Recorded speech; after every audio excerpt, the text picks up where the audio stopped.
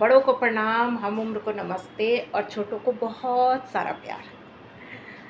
आज एक नया टॉपिक लाई हूँ जो शायद उस टॉपिक पे कुछ बातें करनी थोड़ी-सी आज अभी भी हमारे समाज में चाहे कितना ही पढ़ लिख लें, चाहे कितना ही आगे बढ़ जाएँ, एक ये टॉपिक ऐसा है कि इस पे बात करने से पहले ना थोड़ा सोचना पड़ता है।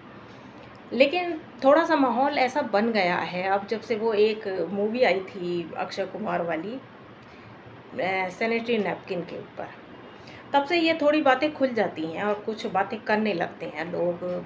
खुलेआम लड़कियां भी आप देखो तो मेडिकल स्टोर पर या सब पे मांग लेती हैं खुल, मतलब उन्हें अब ये चीज़ है कि हाँ ये हमारे लिए है, हम खरीद सकते हैं। थोड़ा सा, लेकिन थोड़ा सा है, थोड़ा सा वक्त बदला है। इसी टॉपिक पे मैं बात करना चाहती हूँ, मासिक धर्म, पीरियड्स। सही कह रहे हैं, सोचा आप लोगों ने। आज मैंने एक खबर पढ़ी है कहीं पर, जो पढ़कर थोड़ा-सा अजीब-सा भी लगा, दुःख भी होता है ये ऐसी खबरों को पढ़ के, क्योंकि ये चीज़ तो भगवान ने बनाई है, इस चीज़ को भगवान से जोड़ना चाहिए हमेशा।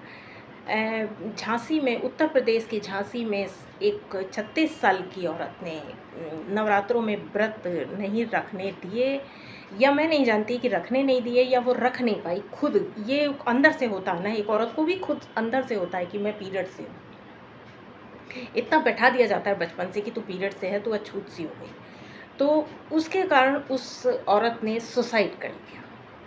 सोचिए, एक अगर वो शादीशुदा होगी और वो उसकी पति, उसके बच्चे, मतलब पूरा परिवार ख़त्म उसके साथ ही। ये मासिक धर्म या पीरियड्स होना क्या गुनाह है एक औरत के लिए?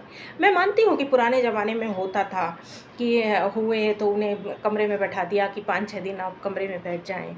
अ, अशुद्ध बाद में लोग बढ़ते चले गए, अंधविश्वास बढ़ता चला गया कि अशुद्ध है, ये है, वो है। लेकिन जहाँ तक मेरा अंदाज़ा है कि वो इसलिए नहीं होते थे कि तुम बैठ जाओ एक कमरे में या अंधेरे में बैठी रहो, एक हम तुम्हें वहीं पे पकड़। वो उस समय के ज़माने में शायद उस पे आराम करने के लिए, जहाँ तक मेरी नॉलेज में है कि आराम करने के लिए कहते होंगे कि आप आराम करो। क्योंकि देखो इस समय कितना ब्लड निकलता है एक औरत की, कितनी कमज़ोरी आती होगी, कितना दर्द होता है। तो वो जो दर्द सहती है, तो उस वजह से उससे कह देते होंगे कि आप बैठ जाओ, आराम करो। उस टॉपिक को वहीं पे ख़त्म कि आप लोग 5-6 दिन तक आप आराम करिए कमरे में। अगर ये पीरियड्स होना एक गुनाह होता, एक गंदगी होती या और बहुत कुछ होता, तो जब चीरहरण हुआ द्रौपदी का, तो भगवान कृष्ण उसे बचाने आते। वो ये सोचते कि ये तो इस समय पीरियड्स में है, द्रौपदी छोड़ दो, इसका साथ नहीं दूँगा। नहीं, भगवान कृष्ण ने भी देखा कि वो भले ही पीरियड से हो, कुछ भी हो, मैंने उस औरत की, अपनी बहन की जान बचानी है, इज़्ज़त बचानी है। वो आए क्योंकि वो जानते थे कि वो पीरियड्स होना या मासिक धर्म होना गुनाह नहीं है। ये घमंड की बात है एक औरत के लिए। और मैं ये लड़की, औरत सबसे कहना चाहूँगी, हर लड़की से, हर औरत से, पीरियड्स होता है ना, तो उसको घमंड से देखा करो कि हाँ, हमें भगवान ने जननी बनाया है, एक ऐसी जननी जो जन्म देती है नई ज़िंदगी को, और इसी पीरियड के कारण हम इस संसार की रचना करते हैं।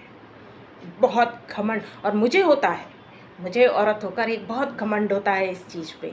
सबको करना चाहिए, इससे कोई शर्माना नहीं चाहिए। और कोई पूछे कि दे तुम्हारे दाग लग रहा है, ये तुम्हें ये हो रहा है, वो हो रहा है, रास्ते में भी कई बार देखा है, बहुत कई बार होता है। घमंड से उस समय शर्माए नहीं, उस समय कोई हीन भावना से ये नहीं कि हाय इसने देख लिया ये हो गया, नहीं, घमंड से, घमंड से, शांति से निकलें कि हाँ मुझे पीरियड्स हो रहे हैं, क्योंकि मुझे भगवान ने ये चीज़ दी है कि मैं नए जन्म का सृजन कर सकूं, मैं नए जन्म को पैदा कर सकूं, नए जीव की एक नई रचना कर सकूं। और इसी पीरियड से इस संसार का सब कुछ आगे बढ़ता है। तो इस चीज़ को हीन भावना से ग्रस्त ना होकर एक अच्छे वे में लेना चाहिए कि हाँ हम हैं, तब है ये संसार। थोड़े मैं कुछ ज़्यादा कहने की कोशिश करती हूँ, उम्मीद है आप लोगों को मेरी कुछ ये नई चीज़ कुछ पसंद आएगी। अपनी राय ज़रूर दीजिएगा। नमस्कार।